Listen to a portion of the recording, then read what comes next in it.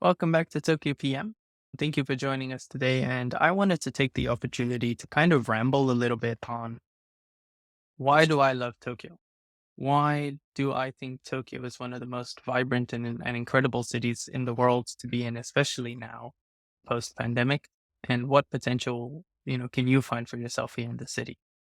Tokyo is incredibly stable. So this is a city that during the pandemic, we never really locked down. We did have state of emergencies, but in terms of legal framework, we don't have the means for the government to actually impose a lockdown or impose any fines. And so everything was done primarily voluntarily.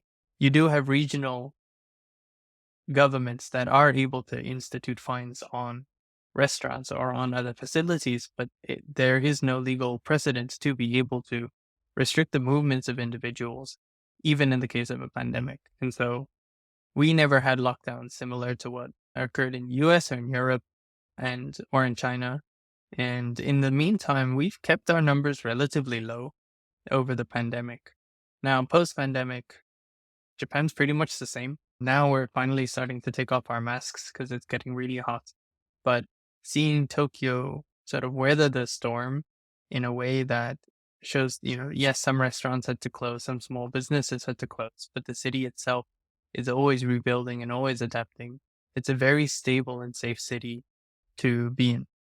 Now, my second point is it's remarkably dynamic. Going a little bit into the history of Tokyo, it used to be this fishing village when it first started, when the Tokugawa shogunate decided to set up here and set up their government here. It used to be this tiny little fishing village. There wasn't much here. And it's since become a huge city. There was a time where Tokyo was the biggest city in the world, bigger than London, bigger than New York, which is admittedly a rather new city, but bigger than, any Rome in terms of city population, because it was huge. And from that point, Tokyo has continued to redefine itself and develop as to this global city that it is today. In the 1930s, I think around 1932, Tokyo actually had a really big earthquake, the Great Kanto earthquake. And similar to London, huge fires, a lot of people died. Wasn't a very good time. But Tokyo was rebuilt as this beautiful Art Deco kind of city where everyone's vibrant, it's really lively, and it was an incredible time to be in the city. Now, unfortunately, a lot of that was decimated after World War II. So during World War II, of course, you had the firebombing of the city. I think 100,000 people were killed. And so the city was flat. Like, if you look at pictures, if you go to the History Museum here, the city was flat. And what's incredible is to see a city bounce back from that in such an incredible way. You look at Tokyo, you look at Japan in the 1960s, where we were, if I'm not mistaken, we were rather poor as an economy, and just looking at us completely expand to the point where those in the US were saying, wait, Japan's going to overtake the US in terms of GDP size, which is insane. And then, of course, in the 1990s, seeing us sort of teeter out a little bit. And from there, it's been a little bit iffy. But what's been incredible to see in this city is even during the pandemic, you have a lot of restaurants closing, you have a lot of small businesses closing, but there's such a drive to innovate and there's such a drive to keep growing that, there's new restaurants popping up everywhere. There's so much entrepreneurial initiative in the city that can very easily go unnoticed unless you're looking in the right places.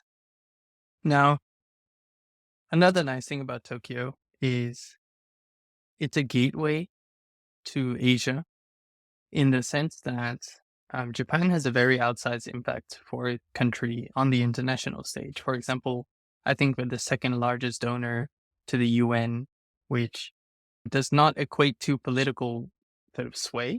But Japan is very excited to engage in these international forums in an outsized way to say, hey, look, we want to be seen, we want to be on the global stage. And the same is true for business. You look at Japan has a lot of influence in ASEAN with a lot of money going into these countries and saying, hey, let's develop your infrastructure. Let's build up your businesses. And in return, we're also getting a benefit of having more customers, for example. And so Tokyo provides this bedrock where you have a very solid economic framework to then be able to expand in Asia. And I see the likes of Warren Buffett or the likes I see the likes of Warren Buffett or they see the likes of other rich people coming into Japan, these hedge fund managers, they're currently looking at Japan and they're saying this is an exciting place to be. And especially now, because when you look at 2008, Japan lost a lot of foreign investment. A lot of it went back to the US, and Japan wasn't a very nice place to be. But at the moment, the yen is cheap. We didn't have the same inflation rate hikes that we did in other countries, which is, sorry, we didn't have the same interest rate hikes that you found in other countries. And because of that, the Japanese yen actually went down to 150 yen to the dollar, which was very steep, very fast. But you look at Japan now, and our borrowing rate of interest is still less than 2%, I believe, because our government is in debt to the point where they can't really raise the interest rates.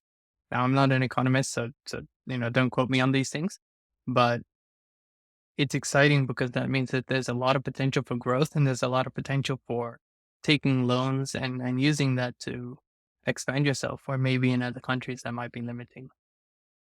But I have to say, all in all, Tokyo is a beautiful city. It's so vibrant. It's so dynamic. There's so many different areas of Tokyo. Like you've got Shibuya, which feels like this big cultural center. You've got Shinjuku, which I'll be honest is a mess, like train stations, and it's just busy. But it's also a very big economic hub for the city. But you also have smaller areas like Shitakimozawa or Sangenjaya and these are all little places where you have the opportunity to explore. And Tokyo doesn't have this. Yes, it does have main hubs like Shibuya or Shinjuku or Otemachi, for example. But each region of Tokyo has its own vibe, has its own atmosphere. And so such a well interconnected city that you don't feel like 33 million people live here. When I say 33 million people, I don't mean just the people that are in like Tokyo proper, but also in the surrounding area. It's a lot of people in not a lot of space. And it's incredible to see how this city works and this grows. And so I think that there's a lot of potential for those who are looking to do anything here in Tokyo. It's really an incredible megapolis and I love it.